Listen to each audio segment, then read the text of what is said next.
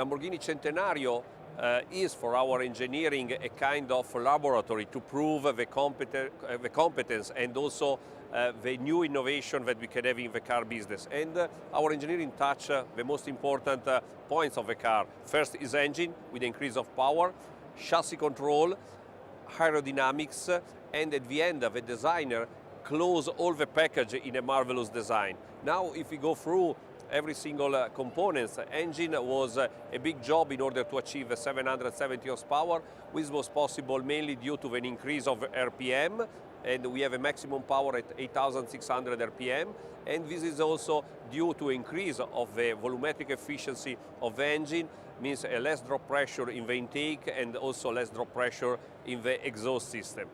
Other important feature of this car is the rear wheel steering. Is the first application in a Lamborghini. This allowed to have a car with much more agility when we use the car in the handling track, but at the same time also to have much more stability when we go at higher speed and when we have necessity to have a stability of the car.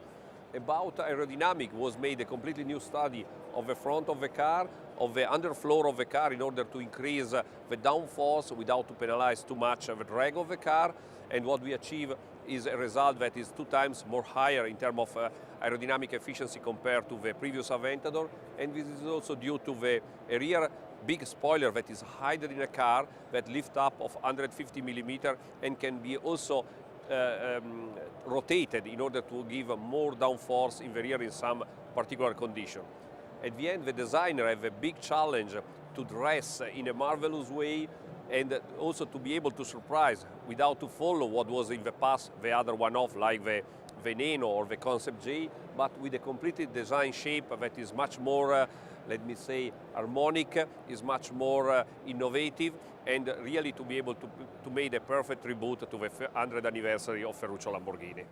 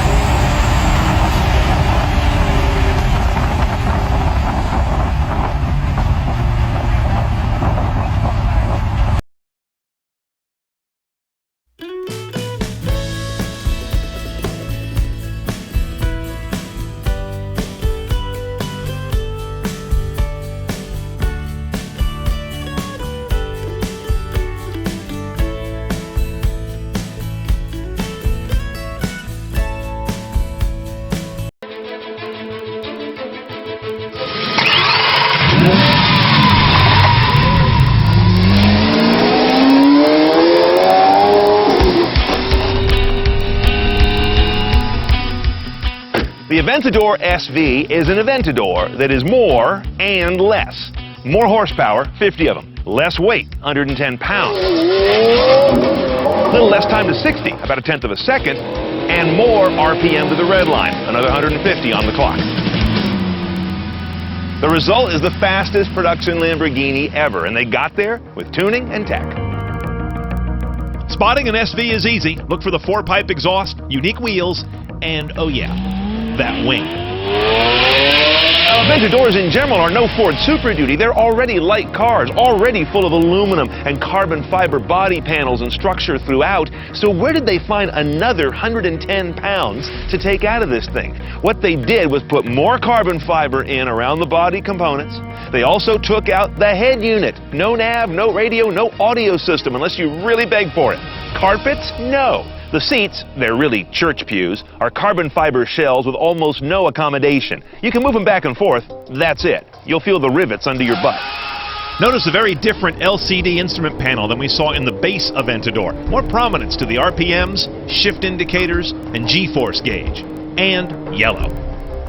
Now back here in the engine room is also more familiar territory. The architecture of this engine is the same as a non-SV, 6.5 liter V12 with direct injection, dry sump lubrication. What you're missing is any kind of blower or turbo. They don't do that in this engine room. However, you do have a lot of tweaks to the breathing. You've got a variable intake system. You've got a variable exhaust system. And in between the two, you've got a differently curved variable valve timing system. All of it about getting air in and out faster, and that's where the numbers get better. 750 horse, and it also comes at a higher RPM redline, 8,400.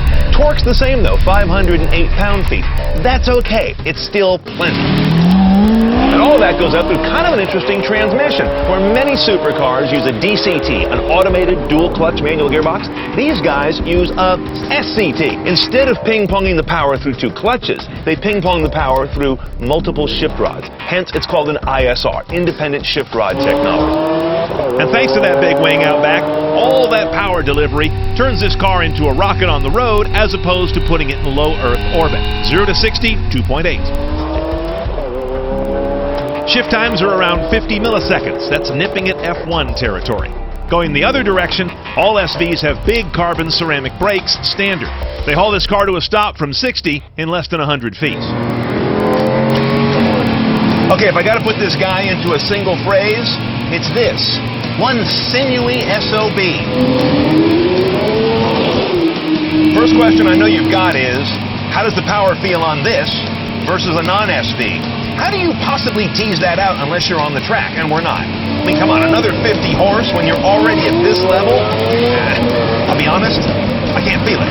What I do feel, though, is the wonderful breathing they use to get there, and that you notice at almost every RPM range. Sweet. Now, it wasn't long ago that I drove the base Aventador, and I recall it being a little more compliant than this. This one's got a real grit to it. It's just hard everywhere, from where you sit to the heavy, heavy load you get on the wheel with this new adaptive steering system. And of course, it's got the adaptive suspension as well, magnetorheological technology that I find is calibrated very firm, as you might imagine in this car. I'm bringing that up because a lot of supercar makers these days actually are trying to make their supercars more palatable on the road every day. This one doesn't make such compromises. Well, here's where my job gets real easy. CNET style is the only style you can buy a Lamborghini Aventador SV. They're all loaded by definition, and that's why they cost a little over $530,000. You're not going to afford one of these sitting there watching YouTube. But it doesn't really matter if you get back to work, because these are all sold out anyway. 500 copies, that's all they made. What the SV really stands for is the power of nuance, getting some weight off the ground, moving air through the engine more elegantly, and moving air over the body more purposefully. It also reminds us that Lamborghini really is the Sammy Davis Jr. of car makers, firmly believing that nothing succeeds like excess, Frank.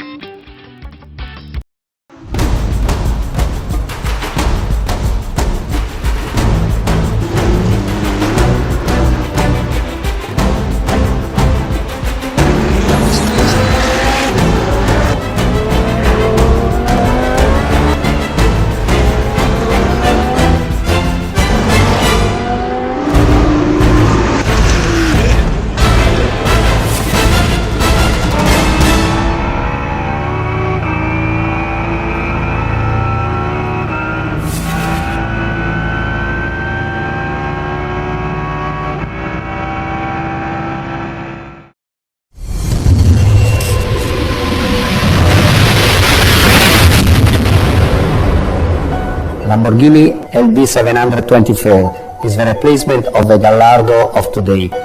We have built the most driver-oriented super sport car, and we have inserted in this car a V10 naturally aspirated engine, and for the first time what we call Lamborghini doppia frizione, means a dual clutch gearbox 7-speed that we integrated with a completely full electronic 4-wheel drive system. Also in this car we have taken the experience coming from the Aventador, and we have realized what we call hybrid chassis, that is a perfect integration of carbon fiber and aluminium glued and riveted together in order to have the best performance in terms of weight and stiffness of the chassis. To guarantee to be able to apply the best to the dynamic behavior, we have installed the manual ride system and the dynamic steering that for the first time are coupled together in a super sport car. This dynamic steering allowed us to have a different ratio from 9 to 1 till 17 to 1 against what is in the standard car of 16.2 to 1. Our customer, with a single click of the button anima, that means soul in Italian, can change the dynamic behavior of the Huracan, moving from strada through sport and arriving to corsa, changing the completely behavior, and all what happened is controlled from Lamborghini Piattaforma Inerziale. It's a new system that have under control all the functionality of the car. All this is what we call instinctive technology.